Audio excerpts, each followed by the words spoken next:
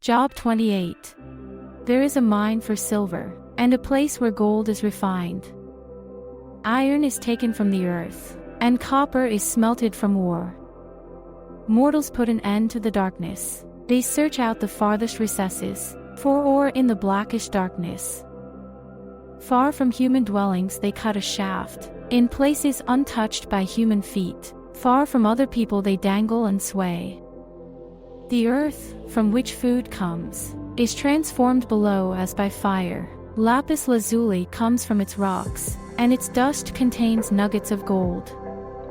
No bird of prey knows that hidden path, no falcon's eye has seen it. Proud beasts do not set foot on it, and no lion prowls there.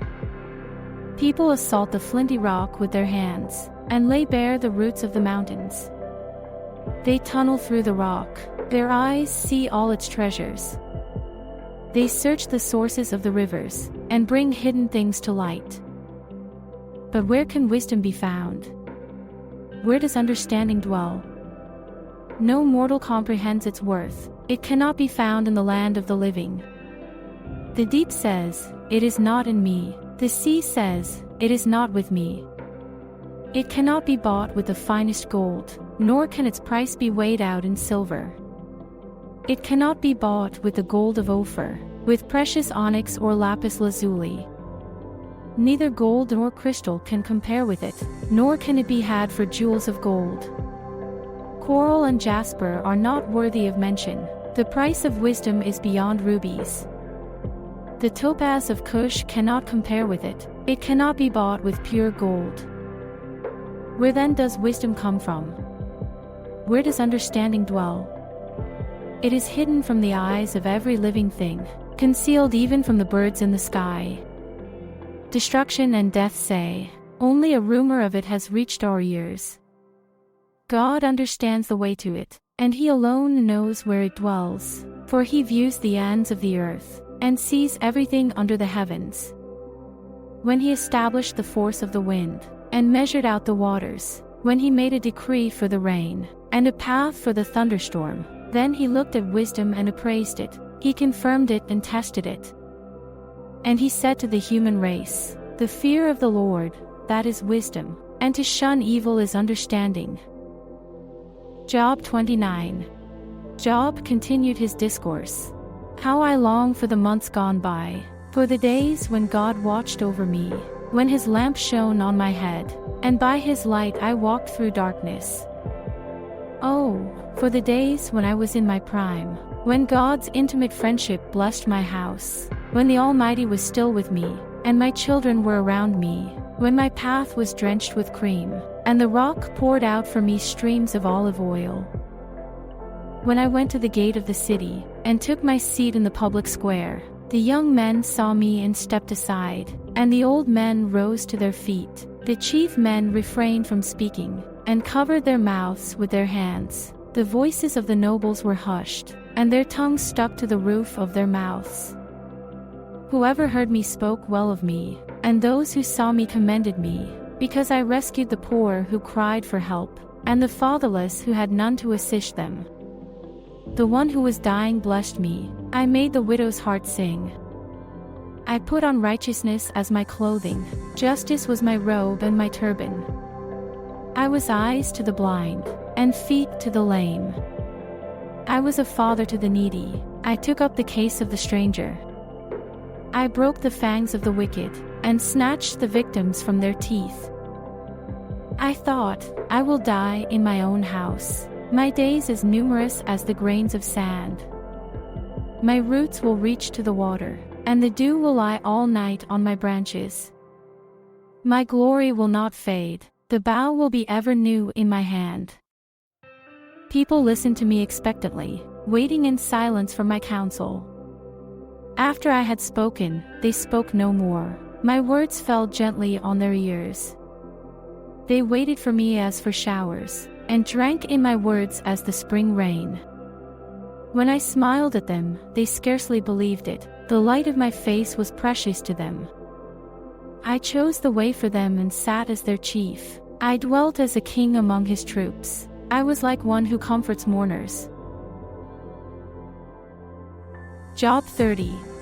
But now they mock me, men younger than I, whose fathers I would have disdained to put with my sheepdogs. Of what use was the strength of their hands to me, since their vigor had gone from them? Haggard from want and hunger, they roamed the parched land, in desolate wastelands at night. In the brush they gathered salt herbs, and their food was the root of the broom bush. They were banished from human society, shouted at as if they were thieves. They were forced to live in the dry stream beds, among the rocks and in holes in the ground. Like animals among the bushes, they huddled together under the nettles. A base and nameless brood, they were driven out of the land. And now those young men mock me in song. I have become a byword among them. They detest me and keep their distance. They do not hesitate to spit in my face. Now that God has unstrung my bow and afflicted me, they throw off restraint in my presence. On my right the tribe attacks. They lay snares for my feet. They build their siege ramps against me. They break up my road. They succeed in destroying me. No one can help him, they say. They advance as through a gaping breach. Amid the ruins they come rolling in. Terrors overwhelm me. My dignity is driven away as by the wind. My safety vanishes like a cloud. And now my life ebbs away. Days of suffering grip me. Night pierces my bones. My gnawing pains never rest. In his great power God becomes like clothing to me. He binds me like the neck of my garment. He throws me into the mud, and I am reduced to dust and ashes. I cry out to you, God, but you do not answer. I stand up, but you merely look at me. You turn on me ruthlessly. With the might of your hand you attack me. You snatch me up and drive me before the wind. You toss me about in the storm. I know you will bring me down to death, to the place appointed for all the living. Surely no one lays a hand on a broken man when he cries for help in his distress. Have I not wept for those in trouble? Has not my soul grieved for the poor? Yet when I hoped for good, evil came. When I looked for light, then came darkness. The churning inside me never stops. Days of suffering confront me. I go about blackened, but not by the sun. I stand up in the assembly and cry for help. I have become a brother of jackals, a companion of owls. My skin grows black and peels. My body burns with fever. My lyre is tuned to mourning, and my pipe to the sound of wailing. Job 31. I made a covenant with my eyes, not to look lustfully at a young woman. For what is our lot from God above, our heritage from the Almighty on high? Is it not ruin for the wicked, disaster for those who do wrong? Does he not see my ways, and count my every step? If I have walked with falsehood, or my foot has hurried after deceit, let God weigh me in honest scales, and he will know that I am blameless. If my steps have turned from the path, if my heart has been led by my eyes, or if my hands have been defiled, then may others eat what I have sown, and may my crops be uprooted. If my heart has been enticed by a woman, or if I have lurked at my neighbor's door, then may my wife grind another man's grain, and may other men sleep with her. For that would have been wicked, a sin to be judged. It is a fire that burns to destruction. It would have uprooted my harvest. If I have denied justice to any of my servants, whether male or female, when they had a grievance against me, what will I do when God confronts me? What will I answer when called to account? Did not he who made me in the womb make them? Did not the same one form us both within our mothers? If I have denied the desires of the poor, or let the eyes of the widow grow weary, if I have kept my bread to myself, not sharing it with the fatherless, but from my youth I reared them as a father would, and from my birth I guided the widow, if I have seen anyone perishing for lack of clothing, or the needy without garments, and their hearts did not bless me, for warming them with a fleece from my sheep, If I have raised my hand against the fatherless, knowing that I had influence in court, then let my arm fall from the shoulder. Let it be broken off at the joint. For I dreaded destruction from God, and for fear of his splendor I could not do such things.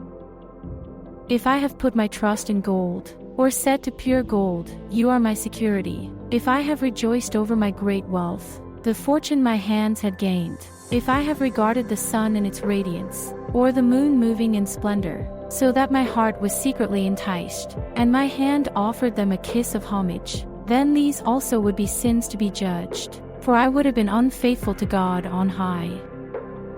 If I have rejoiced at my enemy's misfortune, or gloated over the trouble that came to him, I have not allowed my mouth to sin, by invoking a curse against their life. If those of my household have never said, who has not been filled with Job's meat?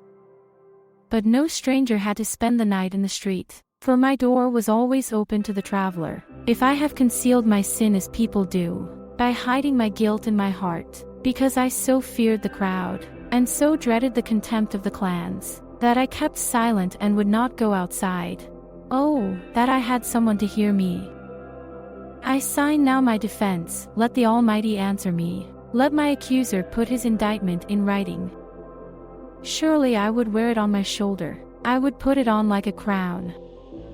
I would give him an account of my every step, I would present it to him as to a ruler. If my land cries out against me, and all its furrows are wet with tears, if I have devoured its yield without payment, or broken the spirit of its tenants, then let briars come up instead of wheat, and stinkweed instead of barley. The words of Job are ended.